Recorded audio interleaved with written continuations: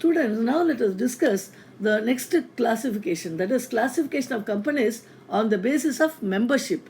The first one is private company.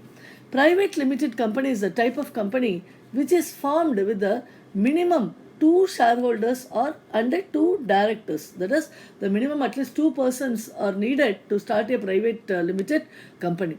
The minimum requirement of capital is 1 lakh rupees, but it has been omitted by the Companies Amendment Act with effect from September 2000, May 29th of May 2015. Okay, but in the articles of association it is clear that it restricts the transfer of shares and also prohibit any invitation to the public to subscribe the shares. But that is, the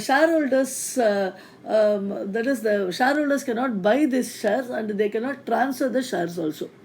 Minimum of 200 persons can become the shareholders in the private company, not more than that.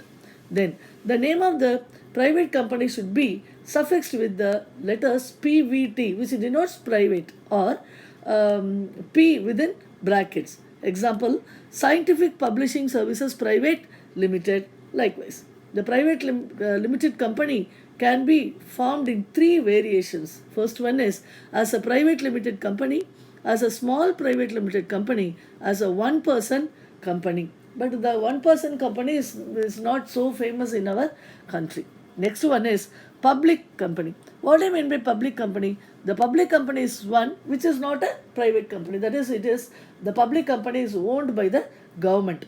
It consists at least 7 members, and the minimum share capital, paid up capital required is 5 lakhs, or minimum is 5 lakhs and maximum can be prescribed.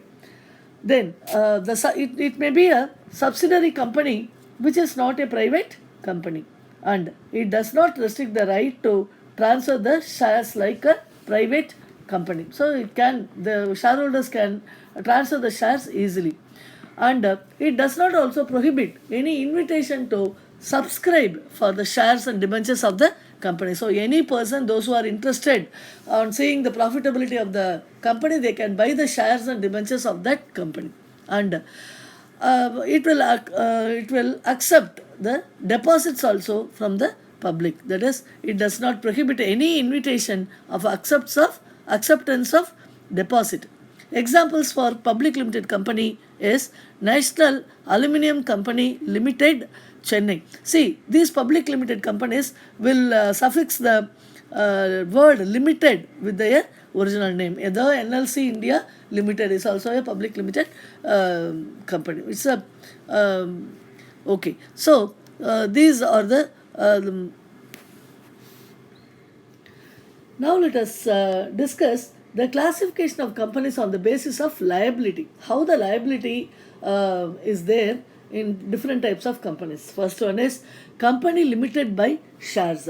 A company limited by shares is a company which the liability of the members is limited by its memorandum to the amount of the shares, the value of shares held by them, or the unpaid value of the shares held by them. That is, if the person has invested ₹1,000 in a company means, and he has paid the share call amount fully, means his liability is over. That is, his personal property or assets may not be sued to pay off the creditors.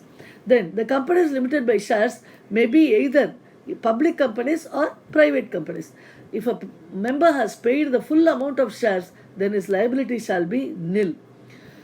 So the two main features of a company limited by shares are as follows. The liability of the members is limited to the amount, if any, or the remaining unpaid on the shares held by them. That is, as you all know, children, the companies, if the share they are going to purchase means the shareholders have to, the face value of the share is, for example, 100 rupees, means the first call they will demand only 20 rupees. Second call, 25 rupees. Likewise, whenever the company calls for the amount, they have to pay the amount. So, but the total value of the share is 100. Till the value of 100 is reached, it will be splitted into different denominations. And if the shareholder has paid all the amount, means his liability is over. Such liability can be enforced either during the lifetime of the company or during the winding of the company. Okay. Next one is company limited by guarantee. So the name itself, it's very clear that in case of the companies that is not for making profit, we just discussed earlier, for promoting the sports, arts, commerce, trade, and other things, this type of guarantee is given.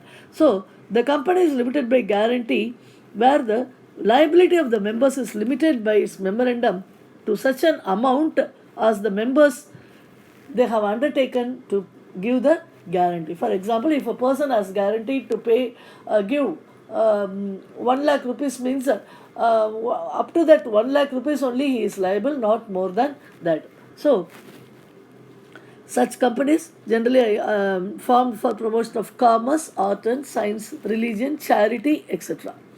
The companies limited by guarantee may be either private companies or public companies. Next one is the controversial to these two types, unlimited company. The liability of the shareholders of these companies are unlimited. That is, even from their personal properties also they have to pay to the creditors. But as we all know, the joint stock companies have the separate legal entity. So the creditors may not sue on the shareholders or directors directly, but they may approach the court for their claims. But then the court will give some rules, that is, guidelines to the company. The court may order that the company should be wound up and the assets should be realized to pay off the creditors. So, in such cases, the properties of the companies may be given as the